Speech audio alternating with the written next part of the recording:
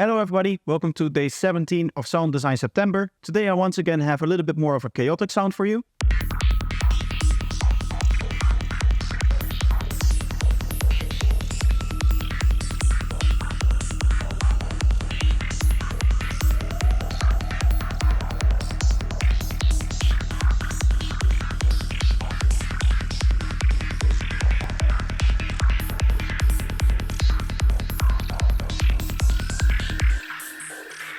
As you can hear, there's quite a lot going on in this one. You can see that we have something very similar to a few patches ago, where we can see 16 voices of unison on these sine waves with a lot of detune. So if you've seen that video, this will instantly remind you of the time when we went into the global step. And again, you can see that we have set the range to 48 semitones over here. But we've also set the mode to random as opposed to the linear mode that is normally used here. Meaning that for every note that you play, there's going to be 16 random pitches assigned to these 16 sine waves here, between 2 octaves higher and 2 octaves lower than the key that you're actually playing. Again, because we set the range to 4 octaves. Now that is going through a bandpass filter, and that should result in a fairly clean sound. So if I turn off the sub oscillator, which we'll get back to later, we get something like this.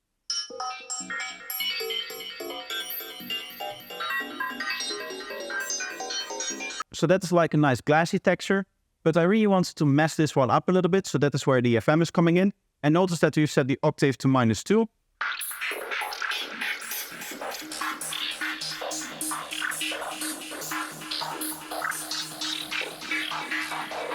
And notice that we have set the octaves to -2 so that we get a little bit of a slower FM. That is going to add a little bit of a sweeping effect as opposed to a real FM effect. If we turn it up, we can hear it a little bit more.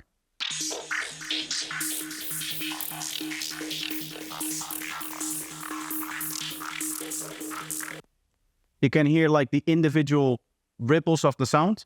What you can also hear is that we have the main sine wave over here. Maybe that is not something that you want. So you can turn this down to only get that noisy part.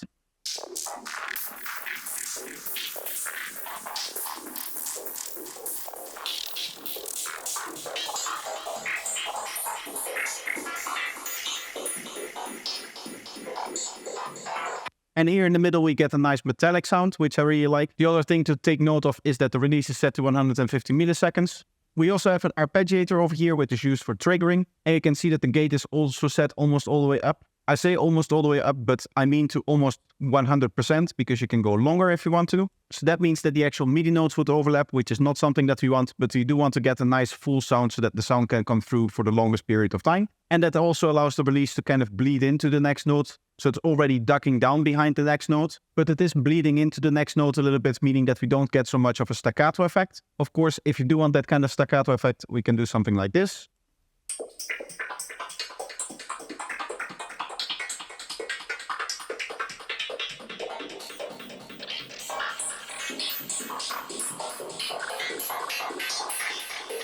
In terms of the effects, we have the most basic form of processing. We generate a little bit of stereo width with both the hyper as well as the dimension. Then we have a compressor to balance out all of the frequencies, a delay and reverb for our basic ambience, and then a high pass to remove the lowest frequencies that we don't want. As you can see in this case, I did remove a little bit more of the lower frequencies, but that is all the processing that you would have to do on a patch like this. Now the final thing that I should talk about before we move on is the MIDI here. We already talked about the arpeggiator over here, and you can see that it's set to random other. This is my default, the way that it opens up, also the 1/16 over here. And in this case, I'm using the arpeggiator to move between 5 different notes. So if I open up the MIDI like this, you can see the 5 notes that are going to the arpeggiator, and it's just going to choose one of these 5 octaves for every 16 note. And really the main idea that I want to hammer on is that we're basically combining 2 different sound design techniques here. For a lot of the patches that we've looked in now, they've all kind of revolved around one central idea. But it's actually okay to combine different ideas like an FM setup with the way that we're using atonalities in this patch. So let's try to emulate something like this inside of Serum. Now both of the patches that are going to be shown in this video are available up on my Patreon page if you want to support the channel. Of course, that is true for all of the sounds that you're going to hear this month. So if you want to support me, that is a great way to do it. So we'll get started by adding Vital over here, because we can also do these kind of things in Vital, of course. Let's quickly set the oscillator to basic shapes here, and then we can go into the unison and go all the way up for both of them. Here you can set the power if you want to. So let's set it to something like this, so it's a little bit more spread out. And then we can set the range all the way up here. We can even play with the way that it's stacking over here, as well as table spread, spectral spread, and distortion spread. But first I just want to try and see what we have.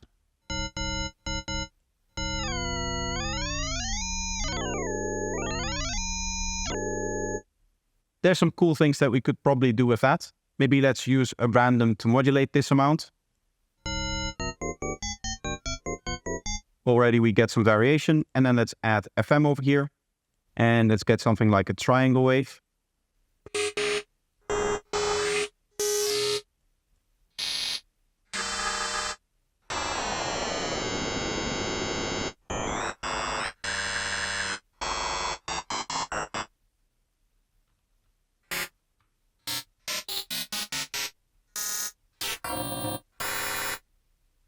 Maybe a different waveform here. After a little bit of experimentation, I found something that is interesting. It is just about fine-tuning the amount that you set over here, the relation between the octaves, as well as, of course, the wavetable that we set over here. And I've set both the phase randomizations to 0 so that we get a little bit more consistency. So now we have something that sounds like this. You can see I'm using another randomizer over here, which I've set to freeze. What we can also do is stereonize this, so the left and the right channel is randomized differently. This, of course, gives a nice stereo effect. Then let's add a little bit of chorus here.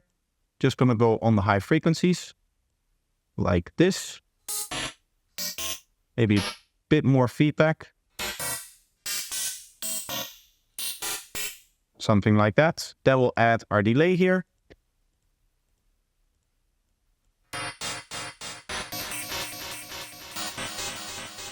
Of course, can also add a reverb. And now let's just take the MIDI that we had before, put that on here, as well as the arpeggiator. And now we should have a new sound in the same kind of style.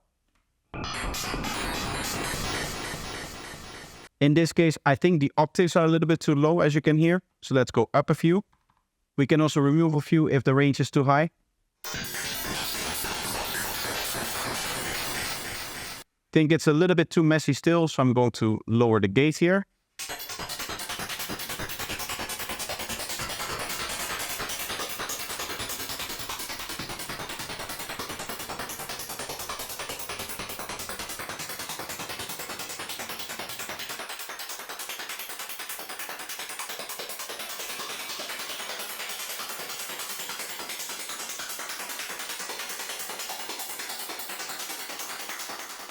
Now, a cool thing about this unison effect is if you still think it's a little bit too extreme, we can just diminish the amount of voices that we have, because that is going to diminish the effect of this effect over here as well.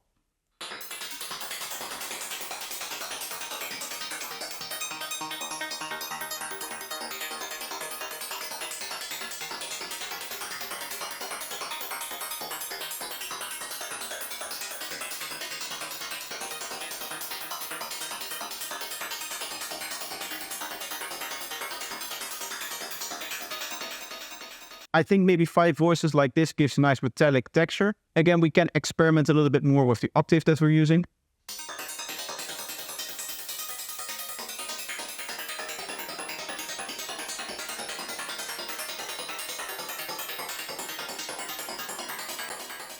I like some of the textures that we're getting from -36, but we can also try a sine wave here now.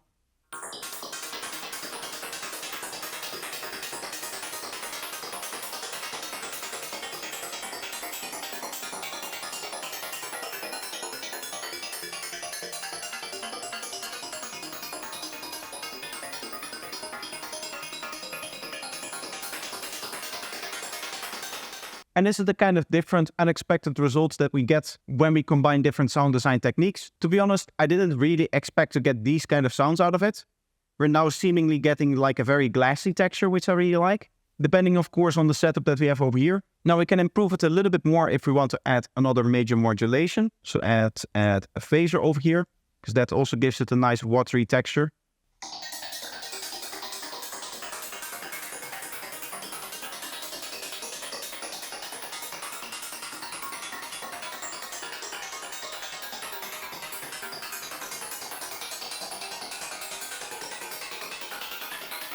So as you can imagine, there's lots of interesting experimentation that you can do here. Now that's going to be it for today. I hope you enjoyed the patches. Keep in mind that if you just want to get the patches, they're available up on my Patreon page. And at the end of Sound Design September, I'm going to make one big pack also again for my Patreons.